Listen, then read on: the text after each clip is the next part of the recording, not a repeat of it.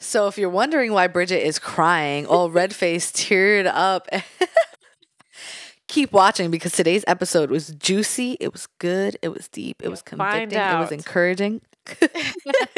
No, she's having a little allergic reaction or something like that. But today's episode was great. It was juicy. It was insightful. Still stick around. It was encouraging. And we talked all about serving in ministry and balancing that, burnout, how to spot the early warning signs, how to heal from burnout. Is there restoration that can happen when someone has burnt out, burned bridges? There's been tensions in ministry and we're talking specifically within serving in the church. Exactly. So if you're interested in that, if you're interested in serving in the church, getting plugged into a church, or if you're in a church and you are not sure if the ministry you're in, serving in is for you, or really think you can just glean a lot of wisdom and stuff and insight from this. You can also you hear our insight on like how to maybe implement some boundaries and how to communicate when you do notice those signs, and just all the above. We really encourage you to stick around, listen to the episode. I think you will be blessed as we were blessed even talking about it. So, for sure. Yeah. And we have a special third guest, kind of, sort of. Gotta watch to find out. Yes.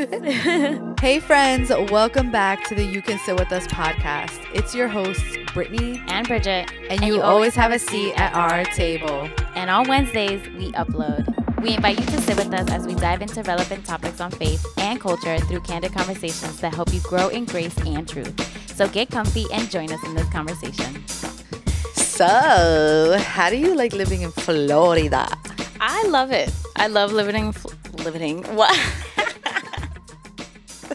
Why do I say it like another one?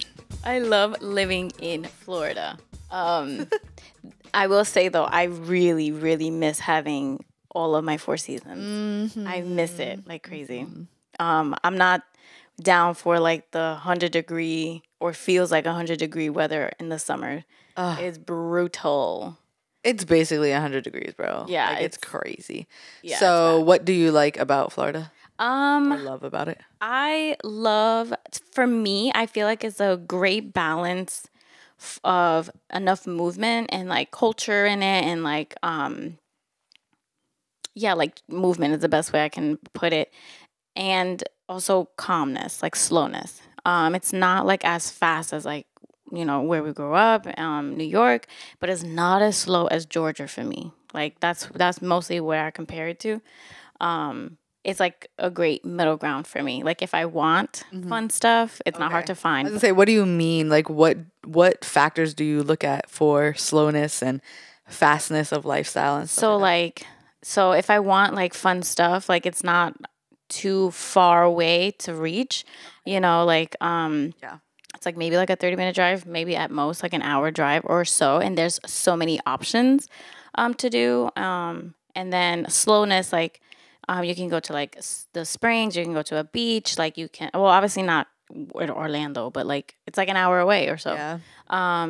And then also like you can just drive down to the boondies and just, find like a beautiful park that hasn't really been messed with that for that long or as much, and just enjoy nature. Like I don't know, Like a nature park?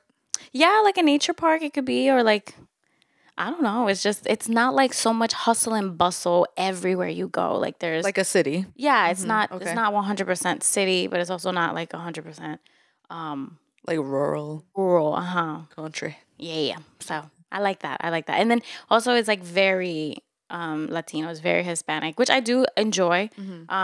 I do love diversity, don't get me wrong, which is what I appreciate a lot about New York. Orlando's pretty diverse. Really? I feel like it's predominantly Hispanic. It's actually not. It's not.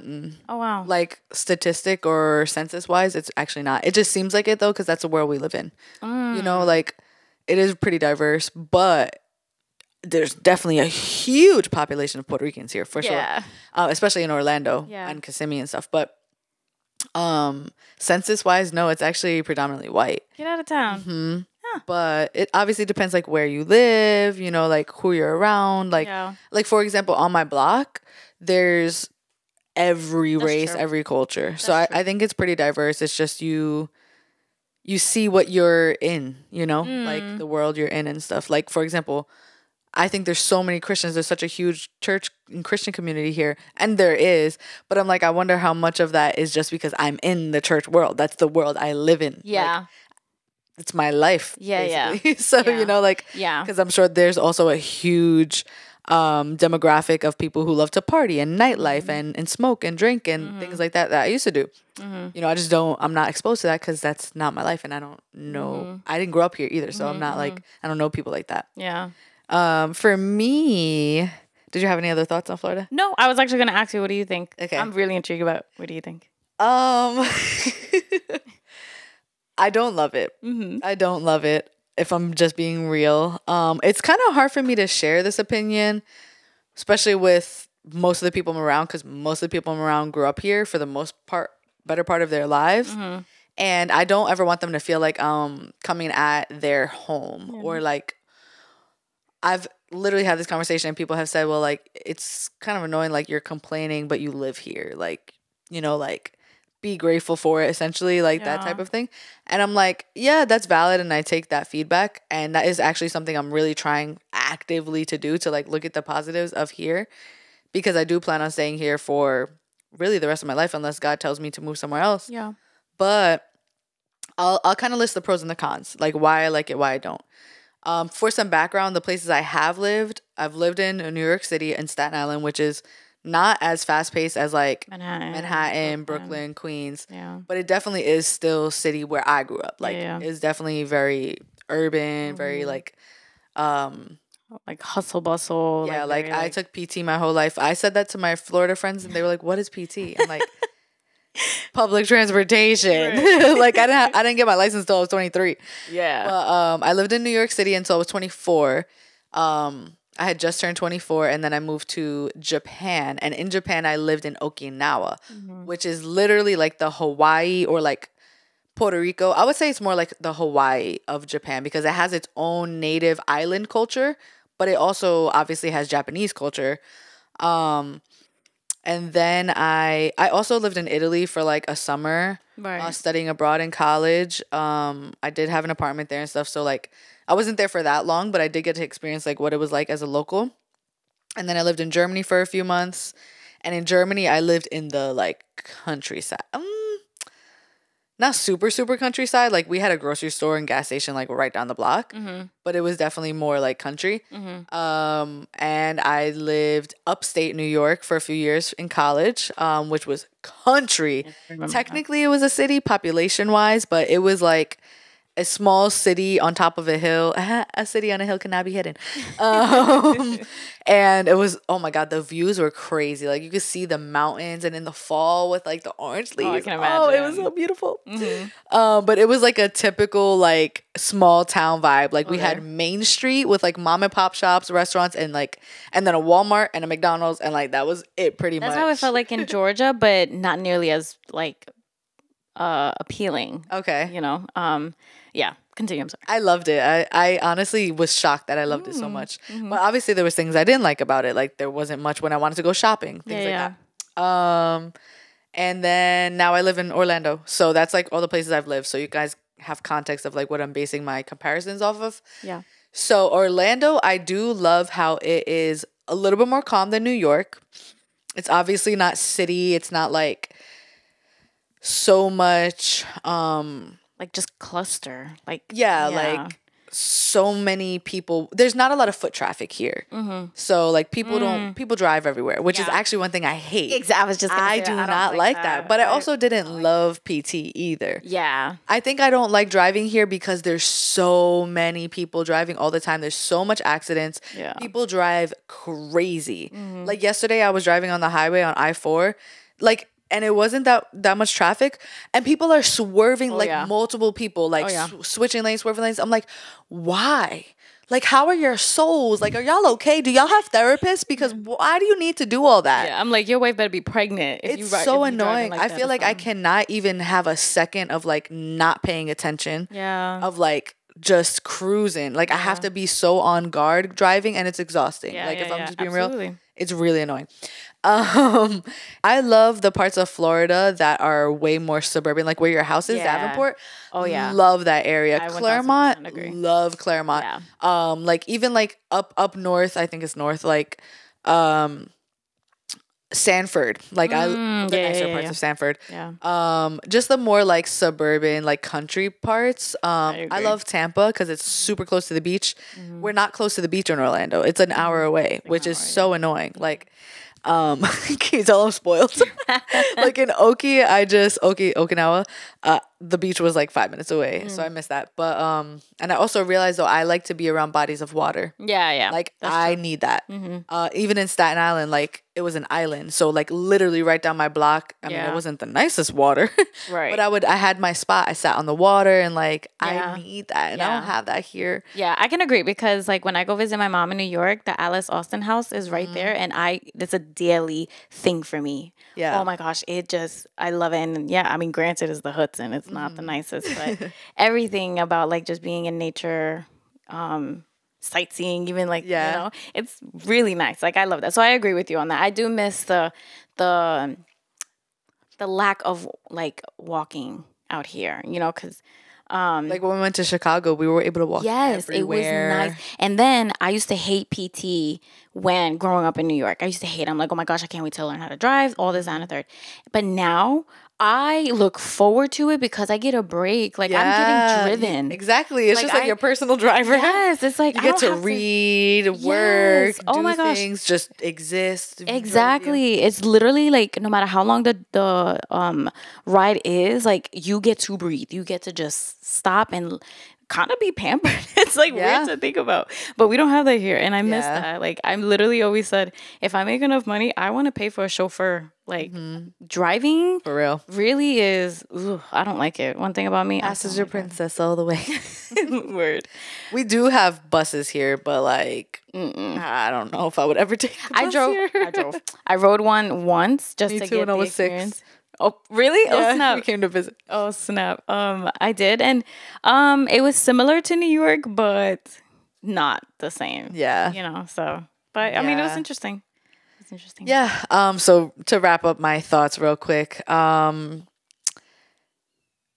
I do love how there's so much to do. Like there's so many cool activities, like candle making class, a rug tufting class, a pottery class, like axe throwing, rage rooms. There's so many fun activities. But on the flip side of that is they're really expensive. Yeah. Like Orlando is very expensive. Like going out to eat, I spend like $30, $40 on myself. Yep. And It's hard. it's annoying. Like you got to pay to play out here for sure. Yeah. And the cost of living is crazy high in my opinion. But on the flip side, I love like I have a Disney pass. I'm about to get a Universal pass, and like that's just part of my lifestyle now, and it's fun. Like I was never even a huge Disney or parks person. But I was like, you know what? Like a few of my friends have it. Like it's a great opportunity to bond with them and like kind of escape reality and like just go to these different like worlds and like go on rides. Like I could have a adventurous thrill seeking day there, or I could just have a chill day. Like literally just go there and like have a picnic or just go for food or one specific thing there. And I really like that. I will say I like that. Yeah. So I think that's very unique to hear. So yeah, I love that. Florida's cool, I guess, but I definitely wouldn't settle down in like Orlando. I would go a little on the outskirts to the more suburban areas that are just better for families and have nice homes and like HOAs, even though not fun to pay. I just love a beautiful area. Like where I live is not cute. I went that, like I love where my house is and I love my house. But my life is here, at least for the time being. My life is here. Who knows where the Lord will take it? But I do love where my house is. It's like every time I would go home or like even the surrounding, and it was coming up. It was coming up in the surrounding areas. I was like, ooh, I loved it. So, yeah. Well, all right. Let us know. Do you live in Florida and do you like it or not? What are the pros and cons? Or if you don't live in Florida, what are the pros and cons of where you live? Yes. I love hearing that, especially for like people in their young adulthood who are like, where do I want to live? Where do I want to settle down? It's cool to hear from people who have that experience in that place. So let us know in the comments. And we're going to get into today's topic. So before we do, make sure you hit that subscribe button, hit the bell notification if you're watching on YouTube so you don't miss an upload. And we upload on Wednesday. So that notification bell will actually help you stay in tune every time we upload. Also, if you are listening on any audio platforms like Spotify and Apple Podcasts, please make Google. sure. Or Google. Yeah, you're right. Please make sure to follow us. And if you feel it in your heart, leave us a review. That helps us push these episodes and algorithm out to our neighbor, to your best friend, to your neighbor. And yeah, if you would love to support us that way, we greatly appreciate it. Yes. So today we're talking about the demands of serving in ministry, serving in the church specifically. I guess you can say like the pros and the cons of it, and like finding that balance of like how much serving is too much serving. Yeah. How much serving is too little. Yeah. So, do you want to take it away? So, yeah. What has been your experience, I would say? So, okay. So, I think we've mentioned this a couple of times in the podcast, like how when we first come to Christ, we have like this like immense fire, and prayerfully, like hopefully that fire never burns out. You know, it might, like simmer down a bit and stuff like that, but prayerfully it will never burn out. But when you first like come to the Lord, it's just like this super fire that you have to serve him, serve his people, and just like get involved. And amen to that. But without proper care, like proper like discipleship, proper like like elders on your side, or like people who have already been walking with the Lord for some time or enough, without that you can easily and quickly reach burnout, in a blink of an eye. And I know that definitely has happened to me. And I've been walking with the Lord now 3 years, and I'm still like praying about like, okay, like how to manage serving and being present and following all the things. And it is, I will say it's a learning process, because part of it is, like you want to give it all. Like you want to serve everywhere, right? But that's also part of you trying to kind of like discover where it is that the Lord is guiding you, in a way is like, let me try this out. Let me try that out. And let me like really like be sensitive to the Spirit. Like, is this where you want me planted? So it's a good thing, but I do think there needs to be wisdom in it. And one that, comes from asking God for the wisdom. And then two, like just your community, like having a good community, someone you trust spiritually and personally that can help you with that, because burnout is so real. I know in scripture, I know in the word of God, it tells us the harvest is plenty, but the laborers are few. Yeah. And I feel like that is so evident and so like real in ministry, because like I would say like the harvest is kind of like, I don't know, like demand. Like I think of like demand, but laborers, there's only a few of us. And one thing I've noticed a lot, like just walking with Christ and like being planted in a church, is so many people who grew up in church are multi-talented. Mm-hmm. And I think that could be a product of like how much is needed. Oh yeah, for sure. You know what I mean? Like, like someone can be like super good like at worship, and then super good at like something completely different. Oh yeah. Like I'm like, oh snap, like you have that skill as well, which is admirable, but I see it a lot like in the church. Yeah, especially because like church plants, like until the church is like really established, most of the time like people are just wearing multiple different hats, and that's true it got to get done, so you got to learn. I do think that's cool, but on the other hand of it, on the other side of it could be burnout. And the thing about burnout, burnout, I hate it. Like it's such a tricky thing, because the more you talk about it, the more like life you give it, and the more you feel the burnout, and you're like, whoa, I'm so burnt out. Like there was a season where I was so burnt out, and when people would be like, oh my gosh, you do all that for your job, like I would physically feel sick. Like I would literally almost feel like fainting, because I'm like, I never even realized how much I do. And like, this is actually kind of insane for one human who's also a single mom to be doing this. And it like brought a lot of like overwhelm and fear into my spirit. And at the same time, I didn't want to completely ignore the fact that like burnout is real. So you don't want to ignore it, but you don't want to give it too much power either. Right. It's kind of one of those things you got to just learn by doing. Yeah, I agree. But what you said, I like how you pointed out when someone is looking for where to serve in a church,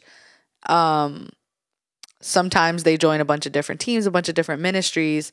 That's the route that I took, and I did that because that's my personality. Yeah. I knew that, and I did that strategically because I'm like, hey, I really don't know where I really want to serve because I don't really know exactly what God is calling me to right now, specifically in the church. I knew what my purpose is as a human, as a follower of Christ, but that could look so many different ways. Yeah. So I joined a few different teams and I kind of like got a good feel for them so I could make an educated decision. And then I found my place in the graphic design ministry, in the creative ministry, in the graphic design team.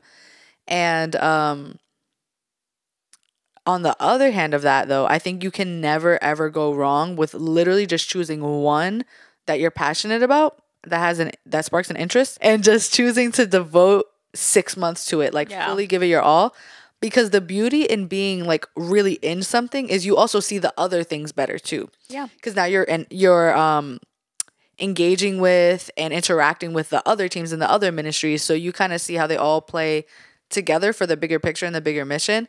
So you're able to make a decision of is the team you're currently serving in, the ministry you're currently serving in, a good fit for you? Does it feel aligned with where God is calling you right now?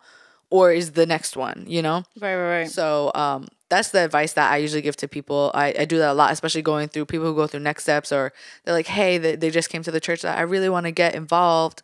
I don't know what team to join. Right. And my best suggestion is just join what sparks your interest and then devote like 3 to 6 months to it and then see where you go from there. Yeah, and that's actually a very good way that you can actually really give your best to what you are committing to. Because if you are committing to 5 different things, you're not giving your best to any one of those. You're giving what you can. I mean, amen, give what you can, of course. But, you know, our culture in our church that I've adopted for my life is pursue excellence. You know what I mean? And so, like, when you can just commit to one part, like one team, then you have the capability of giving your best instead of like trying to divide yourself in so many ways. And that's something that I did. I didn't do it strategically like you did. I was just like that on fire. Like I joined so many of teams that I was interested in, you know, like the first one I joined was the kids ministry because I just love kids. And then after, then it was like greeters and stuff because like I do love people. Greeters, like, we did outreach. Yeah, like, outreach, you know, and then, you know, a team in our church, like Freedom Ministry, which is so powerful. But it's a small group, like small group leadership for a really deeply spiritual small group journey. There's a lot of like that ends with a conference and like detoxing and like sanctification, all the things, and healing ultimately. And I was doing all of that like at once, and then I joined the youth ministry. You know, me too. Yep. And I was like, girl, what you doing? And then I lived far, like it was, and then I got into a relationship. It was just like, oh my gosh, which has nothing to do with ministry. But anyways, then like burnout was something serious. Yeah. And so slowly but surely, seeking guidance, prayer and everything. And I was just like, I can't keep doing all of these. But I was so torn because I said yes to so many things that I was interested in. You know what I mean? I didn't think to just start little by little. I was just so much like on like a saved high. What? Like a saved high? Yeah, like I was like saved, and I was like, I just like, you know, like I'm like on fire, you know what I'm saying? And so, and like the good thing is like our church doesn't encourage to join like multiple teams all at once. You know what I mean? Like I remember when I told the pastor of our kids ministry, I was like, yeah, I'm gonna do this and then I'm gonna do that. She's like, well, and like, you know, she tried like to, you know, plant the seed and stuff. And so, anyways, after like some months passed and reflection and prayer and all that stuff, I was like, I need to like bring it down, and then two of them was easy to just like say I can't, but then it was between kids and youth ministry, because I just have like such a heart for them, and I'll bring it to a point that I'm going forward, that I'm going to. So I was just praying, and then God confirmed to me that He wanted me to stay with youth ministry.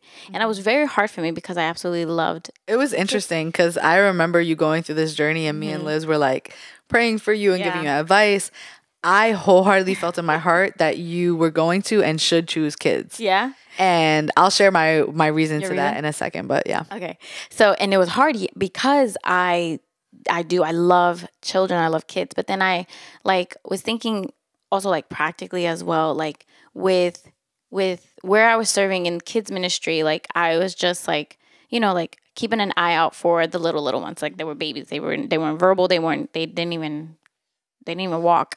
And so then it was a lot of bonding with the girls, a lot of community being built with the girls, which amen, even with the pastor of the ministry, like a lot of bonding, which, I loved. But I feel like there was a little bit less of like pouring into me per se during that ministry. So like pouring back into me, like, like serving was like pouring out and like giving out and stuff, but like it was a little bit less like pouring back into me and like things like that. What do you mean? So like, because to me that sounds like the opposite.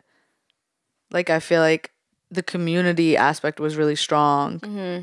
But like I guess in leadership, like how they do like monthly like meetings and when I was part of the ministry, like it wasn't as like often. I think once I started to leave, then I started to see a little bit more of that. So yeah, and so I was pouring into my community, like as far as like our like same age and things like that, but I wasn't like pouring really much into like the children, and so whatever. But then youth ministry, it was kind of like all of it. It was community building, it was pouring back into each other, but also pouring back into like the students, and like really walking with them like as leaders and stuff. And then the heart for me to even join youth was because I would have loved to have been a part of a ministry when I was at their age, and like to have that kind of guidance growing up, and like somewhere to go to, someone like remotely godly to help me, you know what I mean, like that had the faith that we have to just walk with me, you know. And so then I felt it strongly. The Lord really tell me like, this is where I want you, this is where I need you. And it was very hard. I was crying to the girls, I was crying to the pastor, because I loved the kids ministry or whatever. But ever since then, I feel very like confident that I heard him correctly. Yeah. I mean, there was a period of time where I was just like, it was kind of like rough for me in the youth, because I'm like, I'm not connecting with anyone, like, and I was like second guessing it or whatever. But then, my pastor in the youth, like she really encouraged me like a lot.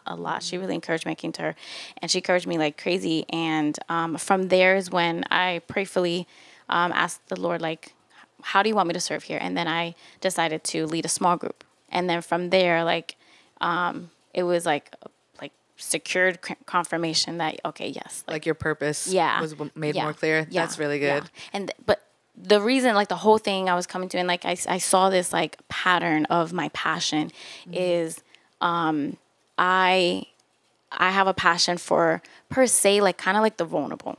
You know what I mean? Someone like in a way kind of shepherding, but not exactly like shepherding, like pastor shepherding, but like a mentorship in a way. You know what I mean? Because even like I see that like even at my career choices that I've, like it's more kind of like that, like just like walking with people and like helping them in any way that I can, like caring for them and stuff like that. So like I've noticed that. And so then that's how I decided to just stick to one ministry.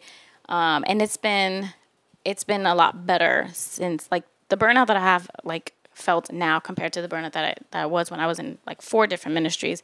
Totally different. Totally different. I see so much fruit from just, focusing on one. Yeah, I think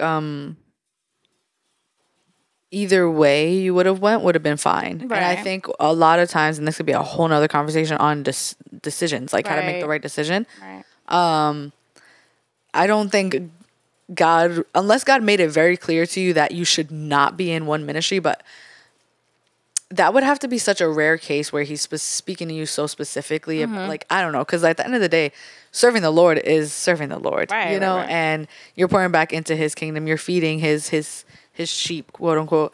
And yeah, like, so either way, I don't think would have been bad. And I think that's what makes it hard to make the decision, because you're like, which one do I choose? Right. But to share why I felt the kids ministry, I just felt like when we were talking about it and you were talking about like the pros and the cons, or like what you felt called to, things like that. I felt like what you needed in that season, and obviously this is just from my perspective, the kids ministry was giving that, because you don't have to pour out so much, and you're getting poured into a lot, and you're getting that community, and their community is really solid. It's really tight. I will say they're really good, and youth is as well.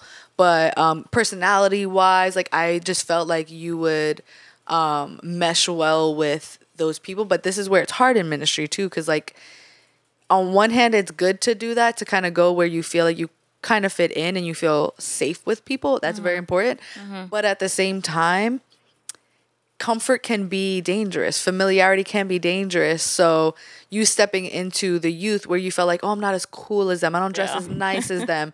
I'm not as like hip. Oh my God, I'm showing my age as them and stuff like that. Like, I think that was it was good that you stepped into that, because it shows that like you don't have to look like them, or you know what I mean? Yeah. And even that, like, on one hand too, it's like, well, I hate when people say like the creative team, right? Obviously creatives, there's a lot of stuff that comes with creative. We like aesthetics, like it's just built in us. So it can be looked at as like, oh, we're superficial, or we're too shallow, or we like to dress nice, or things like that. But or people think, oh, they're so cool, or they found like their clique or whatever, their people, and those assumptions and that comparison that people have, it's like so not accurate, right? And once you like realize that the person you're kind of putting on a pedestal, like, oh my God, they have it all figured out, they're so cool, they're so knowledgeable, they have like their friends, and you get closer to them and you really talk to them, you realize like,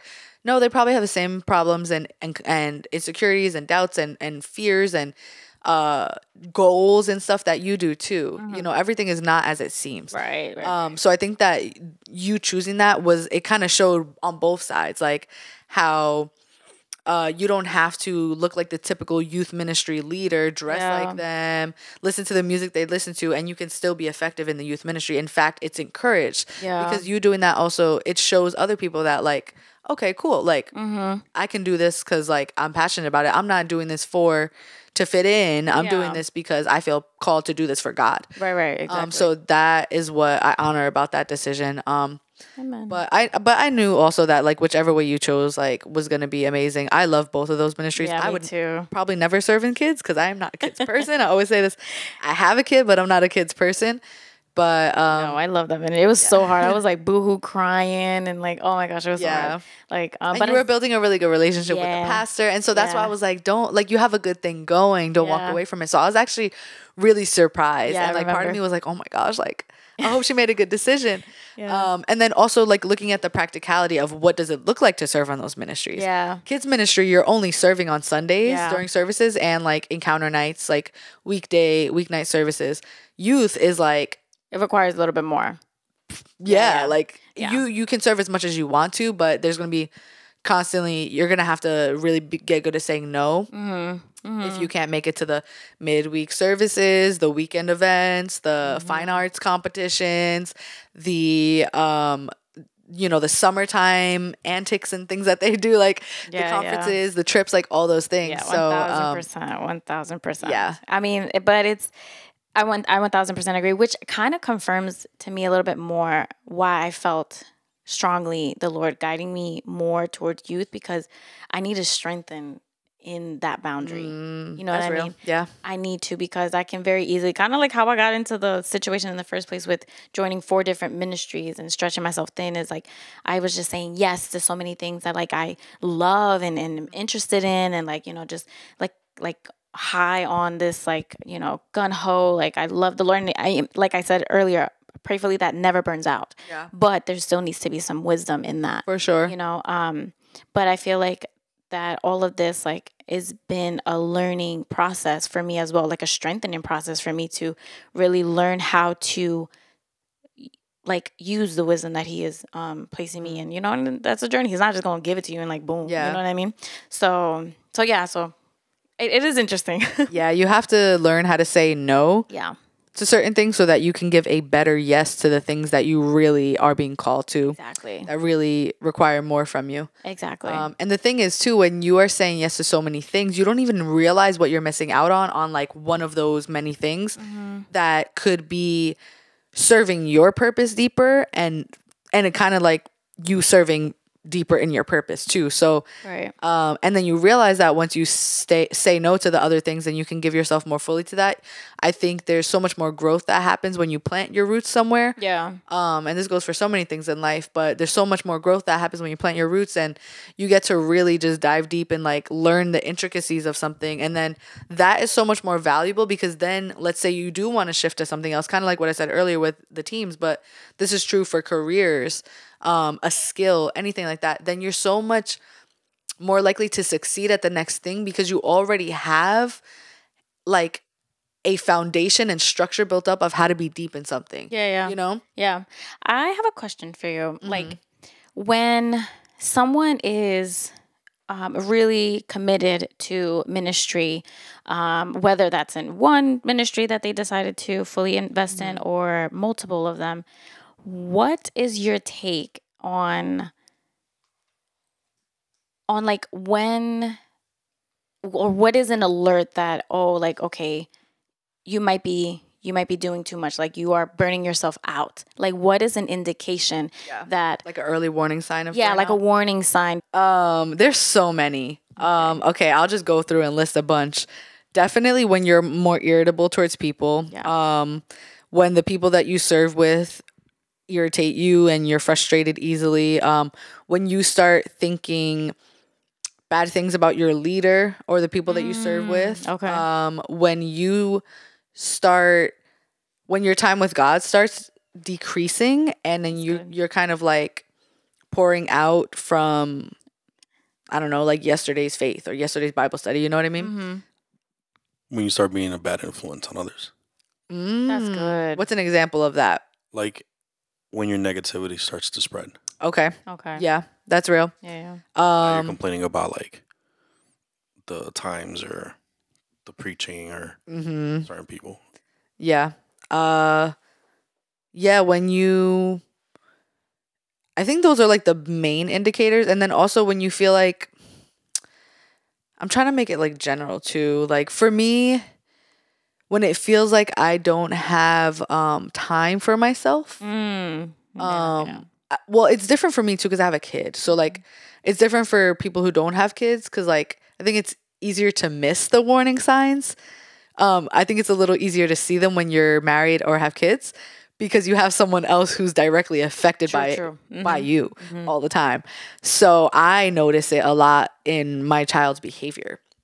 When I'm being too present at church and not present enough with her, that even when I'm physically present with her, I'm not mentally present with her. So there's a huge warning sign. And that's not just for like ministry. That's for like your job or just in general. Like maybe you've always been like that as a person. I've always been like that. Like I'm constantly in my head. That it actually takes a lot of work for me to be fully present. I think that's most of us, honestly. But I don't think that's something that we need to stay comfortable with. Right. But, some other warning signs. Your moods. You know, if you're super irritable, if you stop sitting in service. I actually know people who literally just come to serve and leave. And my heart breaks. I'm like, what? Like, There's people who don't even show up unless they're serving. Yeah. Oh, wow. Yeah. Like if the Wow. church that you're serving at is not the church you're receiving at, that's not good. Yeah. That either you then- need to find a church that's better for you, or probably more often than not, you need Yeah. to check your heart. Exactly, because that just made me think of like, then where is this works coming from? Is it just like, since our works are not by like the flesh, like they're by our faith. Like our Yeah. faith is the one that propels us to want to like and desire and like to really endure. Yeah. You know, these kinds of demands when it comes to serving. So if like you're kind of like stopping from allowing your soul to get fed back into from the church you are pouring so much out in, Yeah. you know, then it's kind of like you have to check your heart and be like, hey, hold on, like what is the root of me even doing this? Like, Yeah. is it my faith? Like, you know what I mean? Or is it me just maybe people pleasing? Maybe it's Maybe you feel like you're earning God's favor and Yeah. grace by serving, and it makes you feel good that you did that, and it's your like weekly dose of good deeds. exactly, which is gonna expire quicker, like quickly. Yeah, You know what I'm For saying? sure. So it won't help you endure to continue Yeah. because that's one of the things that I will say I've also noticed too. Like whenever like I might have like one of those warning signs where I might be a little bit more irritable, or I'm like dreading going to serve more often than not. Yeah. You know what I mean? Instead of like having the mentality like, oh, like I get to do it, you know, and there's moments for that. Like I'm not like saying like you'll never have it, or like if you do have it, then like you're not a good Christian or anything. No. But if it's happening almost every single time, you know, then that's like an alert for me. I've noticed that whenever like I pause, I seek God, I pray, you know, and like I check my heart, and he really does like rejuvenate me, or like if I need to kind of like voice a boundary of mine or something, like, hey, like I can't do this as often, or I just say no. I might be asked to do like a 10-minute turnip or something like in our church. I'll just say no because I can't, you know. I've noticed that when I do that, like when I implement that, like when I check my heart, I am a lot more motivated to be present when I do serve. You know what I mean?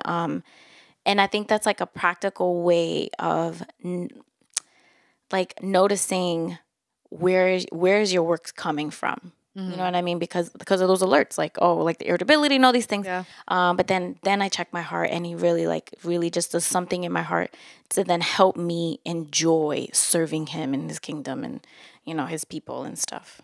At the end of the day, it's your responsibility to keep your soul healthy. Right. And if you're going to be serving in leadership, you need like serving in ministry, which is no matter what level your role or title is, you're a leader. You need to keep your soul healthy. If you're a parent, you need to keep your soul healthy. If you really, we all do, but especially when you're caring for others, you have to do the things that keep you healthy, whether that's saying no to certain things. If that's a, you know, weekly regimen of like going to the gym, working out, getting in nature, writing, reading, whatever it is, you need to make sure you're doing that. Also, another warning sign is if you are attending service and you're just very cynical about the word that's being preached, or you're like, this isn't about me and everything is about your neighbor. Like, oh, this is a word for you or your boyfriend or your husband or your spouse or your wife, whatever. That could be a warning sign too, that your soul isn't in a healthy place. But I think those are pretty good gist of all the warning signs. And once you start realizing that, I think that's when you should obviously first and foremost seek God. Absolutely. And then seek wise counsel. Ask people to pray for you. If you have the ability, if you have, you know, you're blessed to have a mentor or leaders that walk close with you, talk to them about it. That's a whole nother topic though too, about like I have a question. Okay, do you think it's possible to come back from a burnout after you've maybe burned some bridges or you know, talked bad about the church, or your heart's not really there anymore? Like, is the answer to leave to another church and then kind of go through the same motions until you burn out, or could you be restored from that? That is a great question. I really think it's situational. obviously what we do here on the podcast, we have to kind of talk generally. We try to get as specific as possible, but I never want to approach it like as we're giving advice for someone's specific situation. That's why it's important to be plugged into a church and have people around you, whether they're from your church or not, that are wise, that can give you counsel and advice on your specific situation. But based off of the question, I would say it's definitely possible. I think depending on the factors in that situation, what would be best is dependent on those factors. So we believe this, and we've talked about this before, where you can't really heal where you were hurt. So in some situations, I do think it's better for the church and the person to go to a different church. Starting fresh can be really healing sometimes, but you don't want to make it a habit, like where you're running away from things, and you're running away from character development, and you're running away from just really growing. So I think in that situation, that's where I'm like, it depends. Because for some people, I think staying is important because that's how you really grow, is like, and I'm telling you, it's the hardest thing ever. I've experienced it, like having to show up and show face around people who have hurt you, betrayed you, like you've experienced so much injustice or things that you don't agree with, and then to stay there and to just take the restoration that you have to go through, both internally, like just with God or with other people or whatever it is, and have those difficult conversations with people that you need to have. Forgive when it's hard to forgive, and change your mind on things. And it's probably one of the hardest things to do. Yeah. But a change of mind comes from a change of heart. Yeah. So I do think it's possible, and I would say rule of thumb for the most part, I think it's better to stay because that's where the better growth happens. And I do believe that restoration is God's, like God loves that. You know, that's what he did. He restored us to him. Yeah. That was the whole moral of the whole book of the Bible, and Jesus' life, ministry, and death and resurrection. So but then in certain circumstances, like especially if there's abuse of any sort, or if tensions are just really, really high and there needs to be some severe healing, serious healing, then I think separation for a certain amount of time is probably healthier, or that person going to a different church could be healthier in that situation. Yeah, I agree. I definitely think that there is room for restoration for sure. But I agree. I definitely think it's also situational.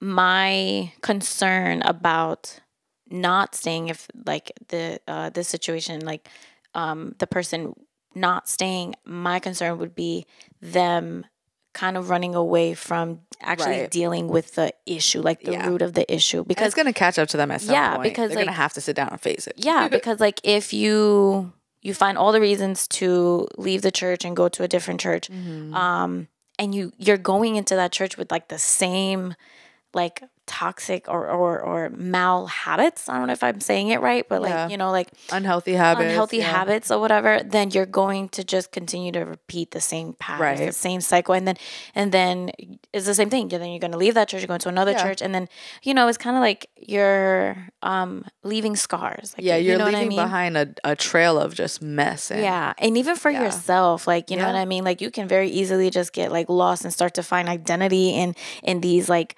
lies, like these, you know, these bad unnurtured habits, you know what I mean? I'm a firm believer, we're both firm believers of like you have to like sit in the process, like face it, like you know what I mean, like go through it, don't just like run away from it, like you know, acknowledge what's happening, face it, and then pray out to God to help you, and then community and all that. So I 1000% think that yes, it is a situation, because if there is, you know, any kind of like real like abuse, and that can look like physical, verbal, emotional, all the things, then, you know, absolutely, but not, for lack of better terms, not without a fight.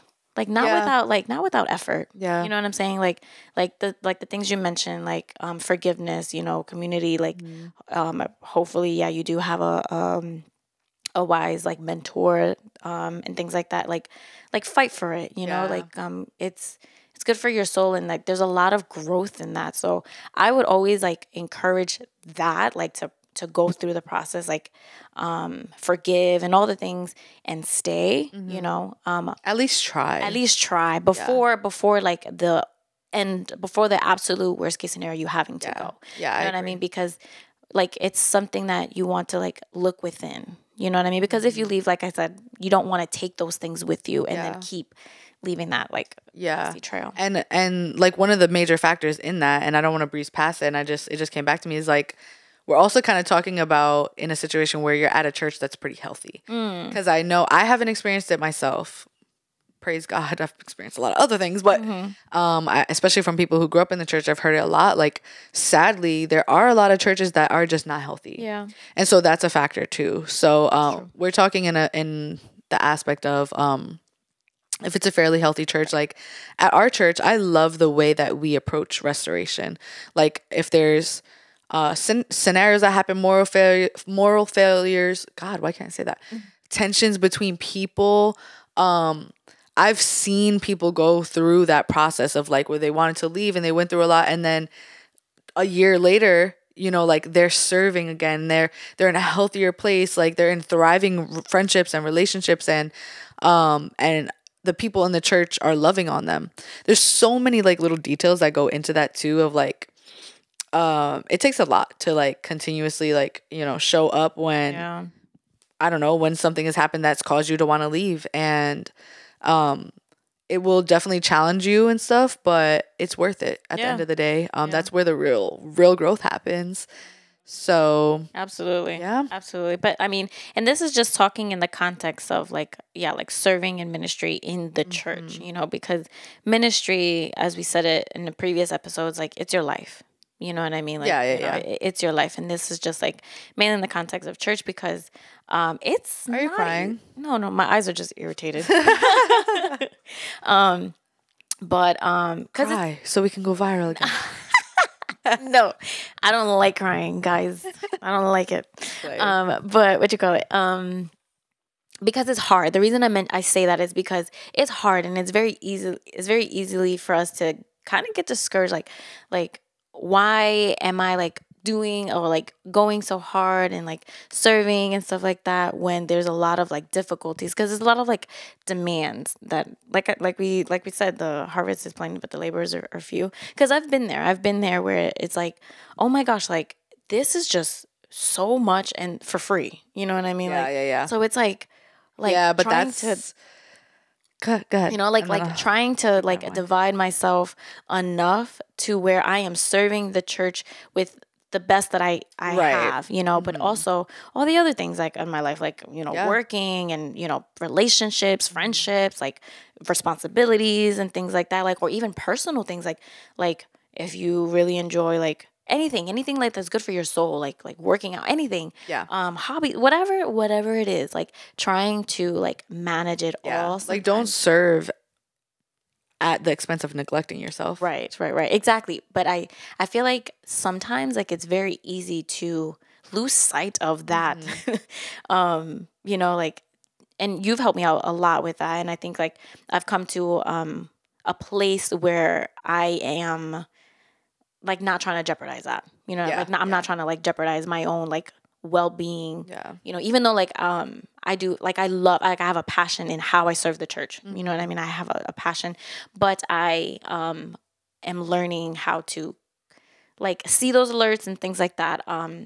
Because like it can be very hard sometimes to try to, you know, juggle it all. Can I add something real quick? Yeah. I would say, going back to healthy church, I think a healthy church will amplify the service of a volunteer, whereas an unhealthy church will diminish the service of a volunteer. Meaning that a healthy church will look at what you're doing, even if it's not a lot, and then make you feel like what you're contributing is making a world of a difference.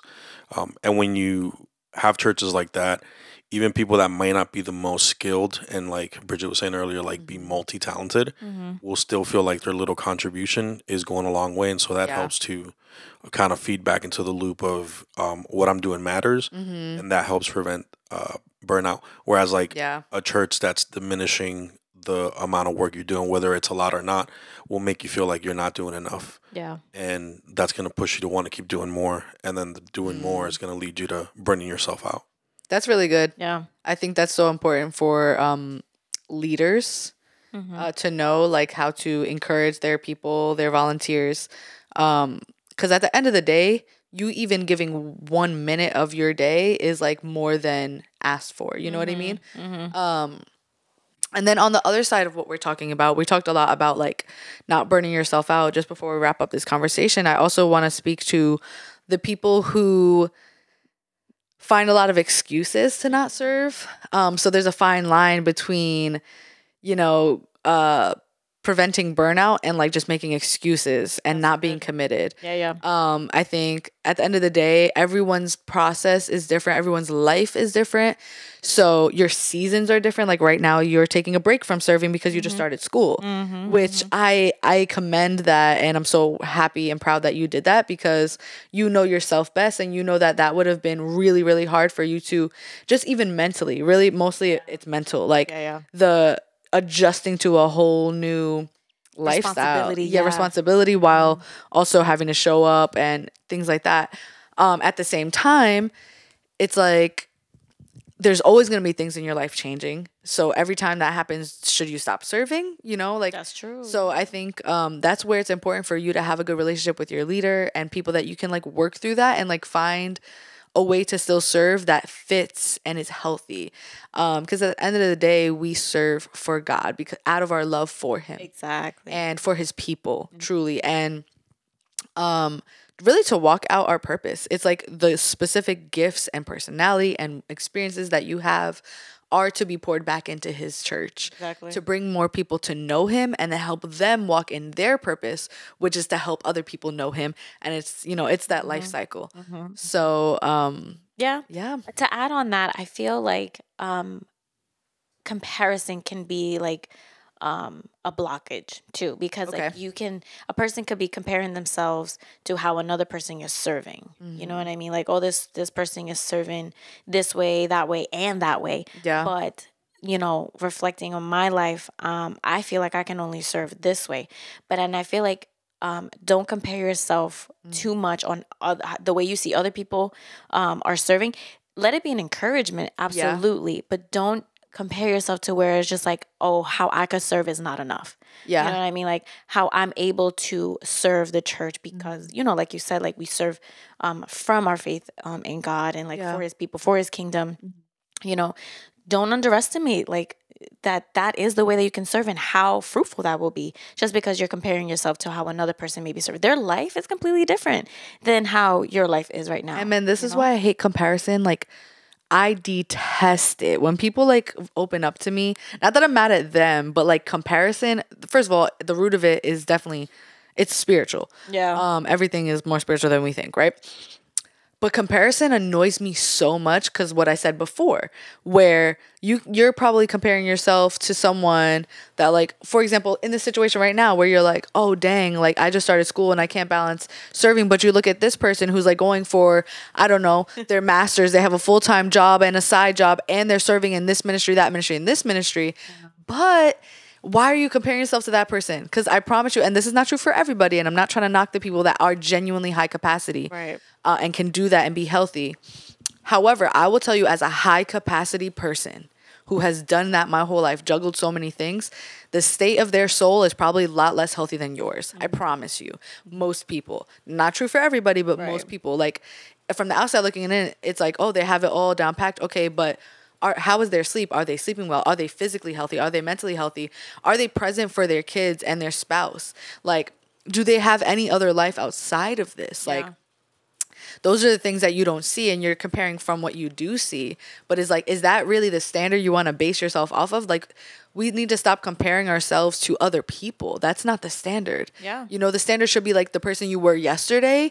And like, as far as like comparing yourself, like, okay, I'm doing better than I was yesterday. Yeah. That's the person I want to be better than. That's the person I want to like, just, essentially just be better than. And then obviously, I don't even want to say that the standard is Jesus because we'll never live up to that. Right. It's the standard is grace. The fact that he has given us grace and anything above that is like an excessive an unrequired but definitely very important gifts that we give back, you know? And the level that we're able to give is how much we receive from him. Yeah. And that's why it's important to prioritize just our spiritual health. Yeah, you know? absolutely. I think in this case, like boundaries is a huge thing that should aim to master. Yeah. Because like being vocal about like, hey, like this is my capacity. You know what I mean? And when you are in a healthy church, like they're like, it's a no-brainer, like absolutely, like you even saying yes to like being here for this one service is more than I could ask for, you know what I mean? And I love that about our church. I feel like our church is very loving and supportive in that way. Like however you are able to show up, that we are happy you're here. And even if then, like, how can I walk with you? Like how can I help you? And I love that. And I want to speak on like the staff side of things. Like at the end of the day, the harvest is plenty and the workers are few. Let me tell you that it's really true. But I will never at the expense of, I will never like disregard the capacity of my volunteers that I serve with. Yeah. Just because there's a lot of work that needs to get done. And there is. And like, so for example, me as a leader, me honoring my team leads and my dream teamers, which are my volunteers, capacity really at the end of the day means that there's more work on me because there's work that I could be giving to them for them to do. And I would love for them to do. But at the end of the day, if they can't do it, like they can't do it, you know? Right. And I'm not going to make them feel bad about that. I always am like checking in with them with where they're at in their life. Like if they just lost a job, started a new job, started school, in a new relationship, something, you know, happened in their family, things like that. And I'm very sensitive to that. And I pray I always keep that sensitivity to not ever like underhandedly make a low key remark of like, oh, like you're not doing enough. Because that's not. And I have to watch myself. I have to be intentional about that sometimes because it can be overwhelming because the work is a lot. Yeah. We have a huge church. Yeah. And we're continuously growing and there's a lot of work to do and the level of work is up there, you know? Yeah. So, but at the end of the day, that's not their burden to worry about. You know what I mean? However, if we all did our parts, no one would be burnt out. Yeah. You know, like, because we would all be carrying the weight together. And that's the thing. I just want more people who are not serving to step up and start serving. And and the freedom that you find in that, the purpose you find in that, the passion you find in that is, man, it's unmatched. Yeah. It's just, I love it. And then it can fuel other aspects of your life too, to just help you live a more well-rounded, like purpose-filled and purpose-driven life. Yeah. So, yeah. Any other last thoughts on that? No, I'm over. Y'all might think, if y'all watching this, y'all might think I'm boo crying, but allergies. Girl, I think so. My eyes are burning. You touched the cat outside, probably. I'm dead. I do have one final thought. Okay. I heard a long time ago a pastor say, and it might have been the pastor from Fearless Church in LA. I'm not familiar either. They're pretty big. Look them up. Jeremy Johnson, I think is his name. So he said, you need ministry to build people, not people to build ministries.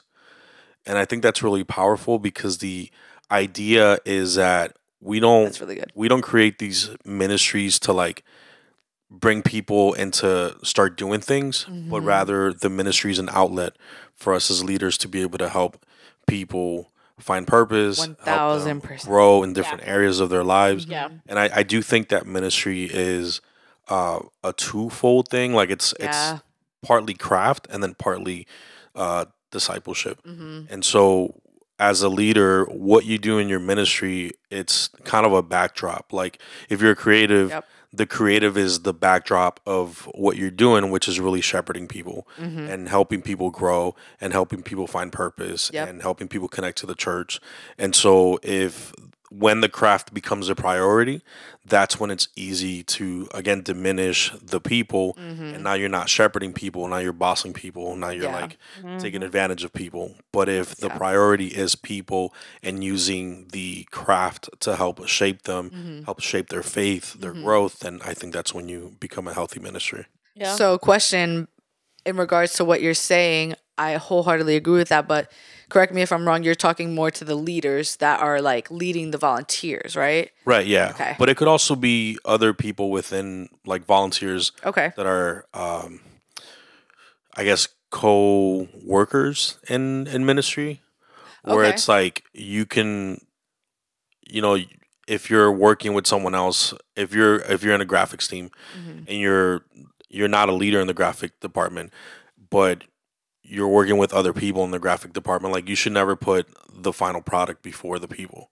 Yeah. And like how you treat people. So like somebody is your co-minister, let's say, and maybe they're not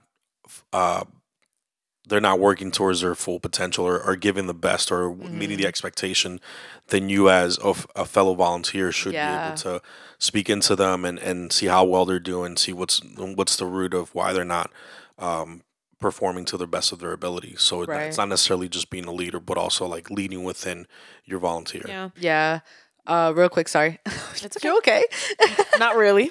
But no, that's really good because I just wanted to make the distinction and get clarity for the person who's listening, because there's different roles and responsibilities, right? Like, and volunteers, like some churches, all of their staff are volunteers, you know, like, and I guess I mean more in the org chart and stuff. And so, every church is kind of different, but you have like the intro level volunteers, and I hate to even say it like this, and then you have the leaders, the team leaders who are kind of like in direct contact with them, and then you have the coordinator above them and the director above them, and then so on and so forth. But that's so good because that's the heart of it. In discipling volunteers in a church, you're building leaders, discipling Christ followers, and really it's character development. And so to see them like co-workers, co-volunteers, co-ministers encouraging each other, that's a good mark of healthy leadership and discipleship. And then also, especially in a creative ministry where a lot of what we do is not interacting with the church attendees, is we're behind screens. Is also encouraging them to minister to people in the lobby, or like, look at this is so much bigger than you're just creating graphics, but don't lose sight of why we're doing this. You're not doing this to be a good designer. You're doing this because you love the Lord and to be a minister of the gospel. So that could be through graphics, but it also should be through just being a good person, loving people well, praying for people, like meeting their needs, whatever it is. Yeah, that was a good point. Yeah, I think like in a nutshell, it's taking care of like the soul of each other's soul, like pouring into each other, because we can't do this without each other, but yeah, I'm over here like dying. All right, guys, let's pray. Okay. Father God, we thank you so much, Lord, just for loving us, God, and not requiring our works in order to be in good relationship with you, Lord, but that when we really, really encounter your love and your grace, God, that there is a desire, a passion, a fire that is birthed in us to pursue our purpose, to serve you, to serve your people, God. And I pray that everyone listening right now, Lord, who may be on the verge of burnout, Lord, that you would show them the warning signs, God, and that they would be able to identify it and have people to lean on to help walk them through it, God, that they would have good discernment and confidence in their discernment to know what to say no to know what to say yes to just have a healthy balance between serving, receiving, and all the other aspects of their life, God, and they would see that their life is a ministry, Lord. And I just pray, God, for just health in the souls of everyone listening right now, Lord. I pray, God, that if there's anything weighing them down, Lord, that they would have people around them that can uplift them, speak life into them, pray over them, God, and that they would be reminded that even if they're in a rough season, that doesn't mean that they're ineffective, God, that they can still serve, they can still be used for your kingdom, God, the same way you do with us, Lord. I pray, God, that you would just encourage them, Lord. Let this episode minister to them, God. And yeah, we thank you, God. What a privilege it is to be able to just do things that we enjoy, that we were created to do in order to advance your kingdom, to share your word, to share your name, to share your truth, God. We thank you and we love you. In your holy name we pray. Amen. That's a wrap. That's a wrap. Piece of cake. Piece of pie. Bye.